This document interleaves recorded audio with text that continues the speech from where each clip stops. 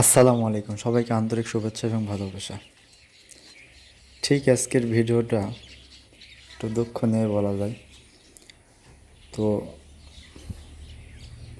আমাদের যে প্রতিদিন খাবার দেয়, তো পায়ের একটু সমস্যা আপনারা দেখতেছেন। বিগত 1 বছর থেকে ভিডিও করা হয়, তো 1 বছরের মধ্যে আজকে প্রথম দেখলাম ছাতার উপর ভর করে পাখিদের খাবার দিচ্ছে।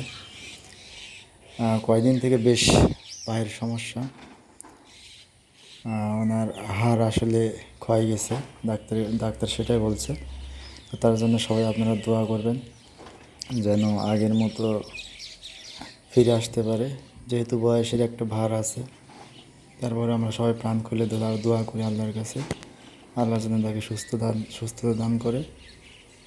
তো যতই কষ্টের মধ্যে থাকুক, পাখিকে খাবার দেওয়ার প্রতিদিনের যে আগ্রহ, সেটা থেকে বিমুখ হয়নি।